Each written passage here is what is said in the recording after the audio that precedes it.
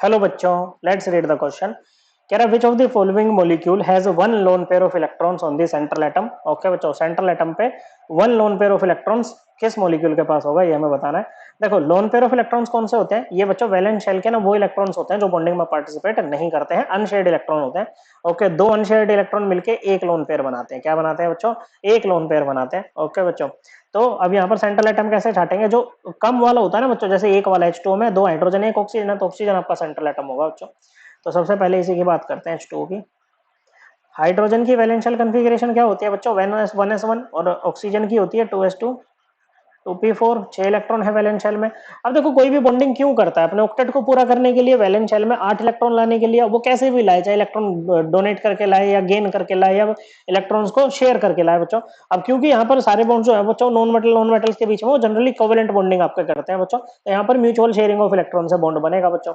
अब ऑक्सीजन है बच्चों, ये इसके नियरेस्ट नोबल गैस जो होती है बच्चों आपकी नियोन, उसमें कितने होते हैं बच्चों? 8 इलेक्ट्रॉन्स होते हैं बच्चों वैलेंस शेल में, तो ये 8 इलेक्ट्रॉन करना चाहेगा। वहीं अगर हाइड्रोजन की बात करें, जिनके पास एक शेल, देखो जिनके पास एक से ज्यादा शेल होते हैं ना बच्चों, वो तो चाहते हैं कि उनके वैलेंस शेल में 8 इलेक्ट्रॉन हो, और जिनके पास में एक शेल होता है ना बच्चों, उनकी कोशिश रहती है कि वो नियरेस्ट नोबल गैस उनकी हीलियम पड़ती है बच्चों, तो ऐसे में वो हीलियम की कॉन्फ़िगरेशन को एक्वायर करना चाहते हैं बच्चों।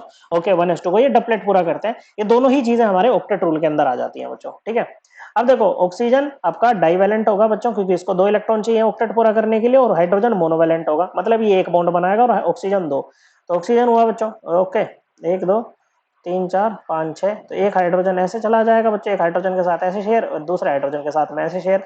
अब बॉन्ड वाले इलेक्ट्रॉन ऑक्सीजन के लिए भी काउंट करेंगे और हाइड्रोजन के लिए भी काउंट करेंगे, तो ऐसे में हाइड्रोजन का भी डबलेट पूरा हो गया बच्चों, और हम देख पा रहे हैं ऑक्सीजन का ऑक्टेट भी पूरा हो गया, एक दो तीन चार पाँच छः सात आठ। ओके बच्चों, अब यहाँ पर देखो बच्चों, हमें मेन बात है कि हमें अनशेयर्ड इलेक्ट्रॉन्स देख रहे हैं, लोन पेयर देख रहे हैं कितने होंगे, तो यहाँ पर तो दो लोन पेयर है। ओके बच्चों, भाई 4 इलेक्ट्रॉन अनशेयर्ड है, तो लोन पेयर कितने बन गए? दो बन गए ना भाई। ओके, फिर दूसरा है हमारे पास में NH3। नाइट्रोजन की वैलेंशियल कॉन्फ़िगरेशन होती है 2s2 2p3, इसको 3 इलेक्ट्रॉन और चाहिए ऑक्टेट पूरा करने के लिए, 5 है इसके वैलेंशियल में। ओके, हाइड्रोजन आएगा बच्चों, इस तरह से एक शेयर कर लेगा, फिर दूसरा हाइड्रोजन शेयर कर लेगा, और फिर एक और हाइड्रोजन आपका शेयर कर लेगा बच्चों। ओके, अब यहाँ पर लोन पेयर अनशेयर्ड इलेक्ट्रॉन्स कितने बच गए? दो बच गए, तो लोन पेयर कितने हैं बच्चों? एक ही लोन पेयर है, तो ये हमारे आंसर में आएगा बच्चों। ओके, फिर है तीसरा आपके पास में CH4। ओके बच्चों, कार्बन CH4, कार्बन की वैलेंशियल कॉन्फ़िगरेशन होती है 2s2 2p2, 4 इलेक्ट्रॉन है वैलेंस शेल में। ओके, हाइड्रोजन एक ही लेता है बच्चों शेयरिंग में, एक अपना देता है। ओके बच्चों, तो इस तरह से 4 बॉन्ड बन जाएंगे। ओके, हम देख पा रहे हैं कोई अनशेयर्ड इलेक्ट्रॉन बचा ही नहीं कार्बन पे बच्चों वैलेंस शेल में। ओके, तो इसमें 0 लोन पेयर आपके हो जाएंगे। चौथा है आपका PCl5। ओके बच्चों, फॉस्फोरस की वैलेंशियल कॉन्फ़िगरेशन होती है 3s2 3p3, 5 इलेक्ट्रॉन है वैलेंस शेल में, और क्लोरीन की होती है 2s2 नहीं 3s2 3p5, 7 इलेक्ट्रॉन है वैलेंस शेल में। तो ये आ गया फॉस्फोरस बच्चों, एक दो तीन चार पाँच, Cl आ गया अपने 7 इलेक्ट्रॉन लेकर के। तो Cl ने तो ऑक्टेट पूरा कर लिया बच्चों। ओके, क्या कर लिया बच्चों? Cl ने तो ऑक्टेट पूरा कर लिया। ओके, फिर एक और Cl लगा दो बच्चों, इस Cl का भी ऑक्टेट पूरा हो गया बच्चों। यहाँ पर एक और Cl लगा दो, इसका भी पूरा हो गया बच्चों। अब यहाँ पर फॉस्फोरस का भी ऑक्टेट पूरा हो चुका है, लेकिन बच्चों जिनके पास में वैकेंट डी ऑर्बिटल्स होते हैं ना, वो अपने ऑक्टेट को एक्सपेंड भी कर सकते हैं, मतलब उनके वैलेंस शेल में क्या होंगे बच्चों? 8 से ज्यादा इलेक्ट्रॉन आ सकते हैं बच्चों। ऐसे मॉलिक्यूल्स को हम बोलते हैं सुपर ऑक्टेट मॉलिक्यूल। ओके बच्चों, क्योंकि 2 Cl और लगाने, तो बच्चों इस तरह से चिपका इनको।